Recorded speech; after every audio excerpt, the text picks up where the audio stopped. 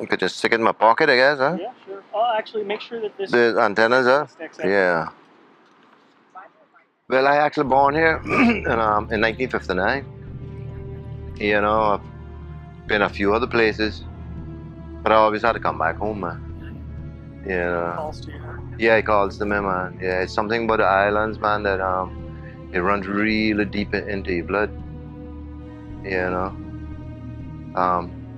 Reason being maybe is that we as kids are, you know, the population of the islands are so closely connected to nature. We depend on nature for so many things, man, you know, that you almost become part of it. And when you leave, it's like that misses you. Yeah.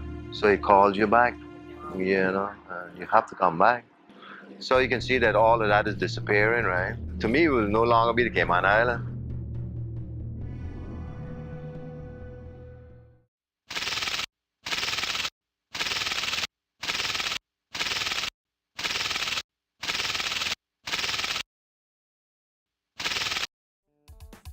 Nervous about traveling back after 20 plus years? Sure.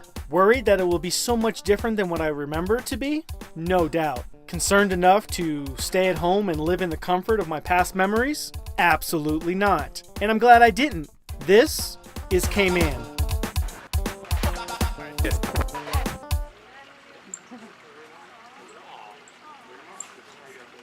Cayman, that special place. As a child, I lived here, on this beautiful island, for a short time. It's one of the two things that I must thank my parents for. If it wasn't for their being young and naive, I would never have known this wonderfully beautiful place, where seemingly every local is ready to help you with a genuine smile. However, for your sake, let's start from the beginning. Getting here. 272 miles south-southwest of Cuba lies the 12-mile-long, 1.25-mile-wide island of Grand Cayman, an overseas British territory. With flights originating out of Miami, Florida, it's not difficult to reach. But a word to the wise. If you have an overnight layover at Miami International Airport, you will be glad you reserve a room at the hotel that they have on premises. At night, the airport shuts down completely, with absolutely no comfortable place to wait or sleep. Prior to arrival, you're going to want to plan on how you're going to get around Cayman. Now, having tackled transportation myself, here's what I would tell you. Alright, so there's something we should talk about, and that is driving in Cayman. Have absolutely no worries about it. It's as simple as renting the vehicle, paying $20 licensing fee, and getting out there, and within minutes you'll be used to it. It also helps to have a navigator with you. That way you can concentrate on the road and the navigator can navigate. Other than that, have no worries about it. If you don't want to drive, there are bus routes and there are taxis, but really it's not so hard. So I would have no worries if I were you about driving here in Cayman. If you read between the lines and heard, "Don't be a chicken," you're correct. Now, with the topic of transportation in the rearview mirror, let's turn our attention to lodging. If you have read my blog, you already know how I feel about choices as to where I lay my head at night. If not, here's a quick review. Now pay attention to this because I mean this with full sincerity. I get irked when I hear someone that is staying at hotels say, "I would love to live here." And I always want to interrupt and say, no you wouldn't, because you don't know what it means to live here.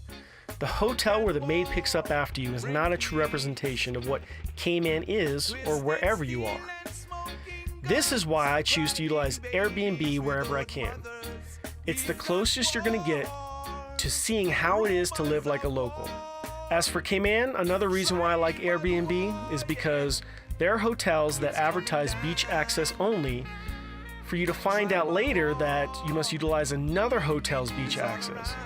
Because where you are, it's too rocky, or that beach access to which they were referring is at the public beach, usually 7 Mile Beach, rather than at your hotel or across the street.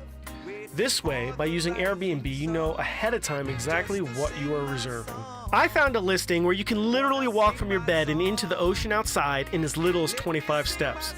where you can go from your bed, watch the sun go down, and let the sound of waves put you to sleep, to watching the same sun rise while being gently woken by the same sound of the waves ebb and flow.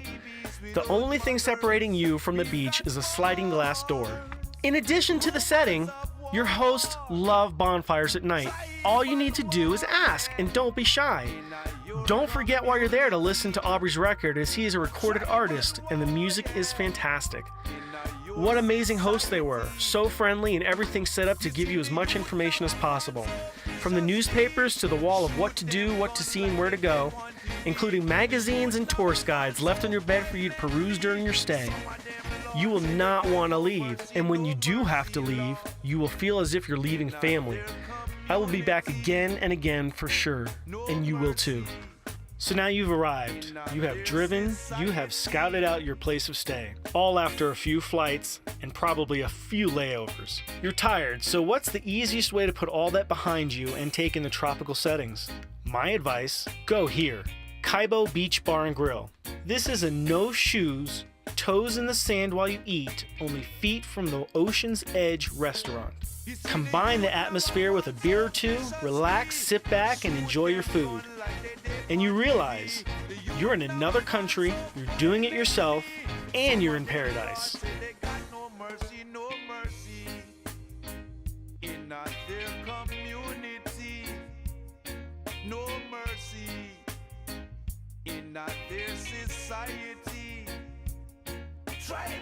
Now have a few drinks, and when you are nice and relaxed, I want to challenge you. Your challenge is not to waste any time while you are there.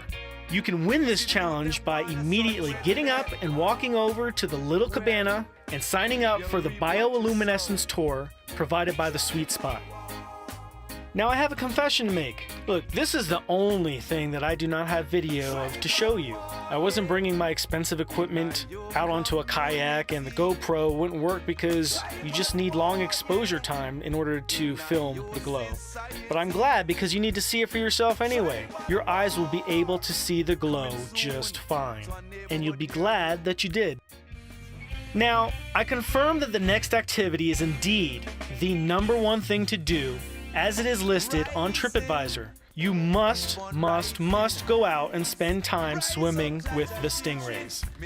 It's pretty fantastic. Combined with the chance to snorkel with tropical fish, sea turtles, and other sea life, by the end of your excursion, you will be happy and tired. Another important suggestion I can make concerns who you might choose to take you. I suggest Captain Marvin's, and here's why. I learned the hard way that just because you book an excursion or set reservations for it does not mean that you're guaranteed to go. Twice that happened because the particular company that I chose didn't meet the required minimum of signups. That is until I found Captain Marvin's. Captain Marvin's assured me that they have a standing policy not to turn away willing adventurers because a few people had something to do that day. After our incredible time, we took a second to talk with the crew at Captain Marvin's. So, how long you guys been doing this?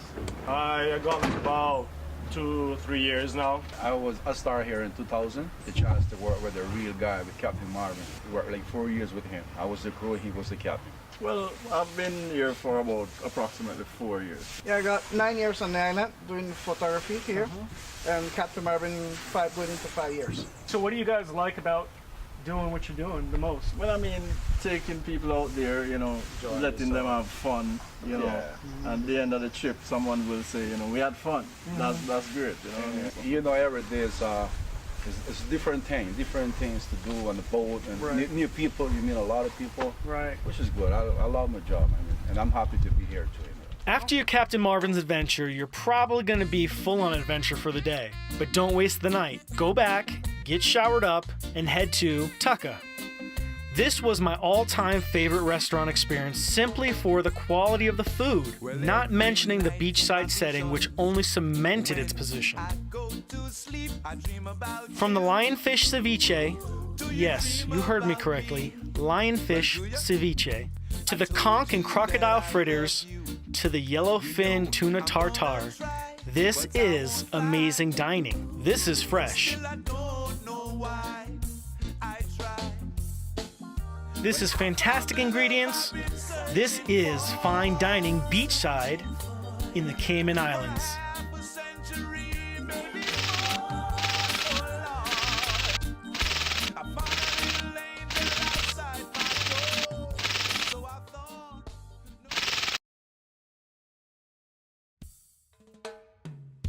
A must-do on my list of must-dos is something that I remembered from my childhood. Though now in a different location, it still is the Cayman Turtle Center, but better. Tell me where we are again? We're actually at the saltwater lagoon right now. Okay. Now this is where we actually can swim with the fish and the turtles. Okay. We have over 800 different kind of fish in here, right. and we also have up to 25 green sea turtles you can actually swim in here. And then there's have a swimming tank. area. You actually get to do that right here. You get to swim with fish, with turtles, with what else? Is it just fish and turtles? Yeah, fish and turtles. Yeah. You know now that I love. Well, we're gonna go to the Bird aviary. bird aviary. Yeah. Okay. Excellent.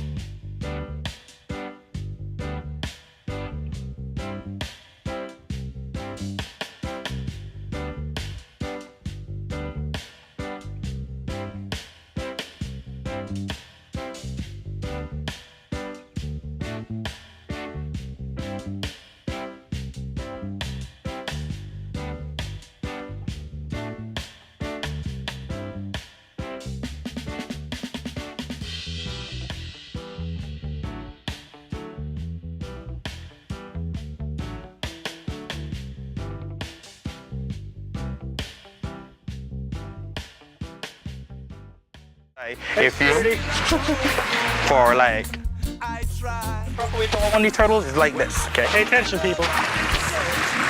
Hold them with both hands. That's awesome. Now. It's amazing. They are so cute. All right, you can go back in. And tell me about this place. In here, this is where all the action happens. Real turtle shell. Now, you can actually own one of these if you want. Really?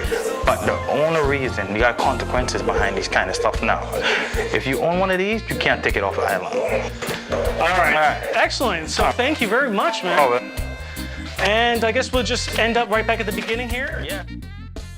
Now, while you're out and about in proper island attire, stop in at the Cayman Cabana Bar and Grill. Right on the water in Georgetown, perfect for people watching, enjoying great food, being impressed by the size and number of cruise ships, and tipping back a few adult drinks. This is a place that you must enjoy. While you're there, let me do the ordering. Have the Caymanian beef mac and cheese. Award-winning and just like my grandmother used to make it. Yes, she was Caymanian.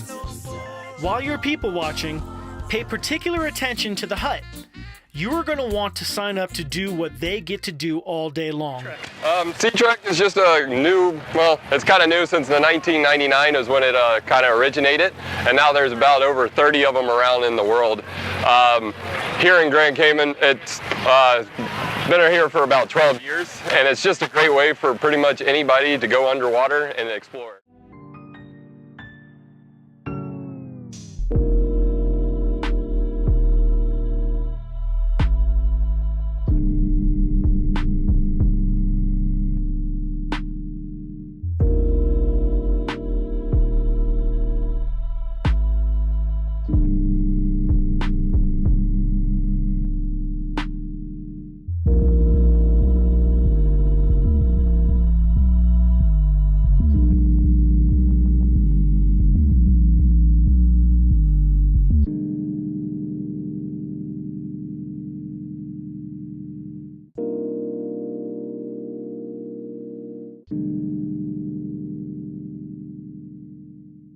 The Grand Cayman Islands. What a magnificent place for such a small Caribbean island.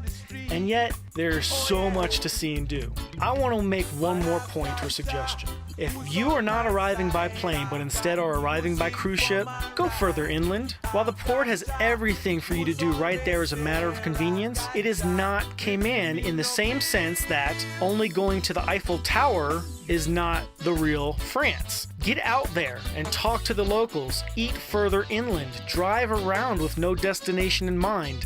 See the real Cayman.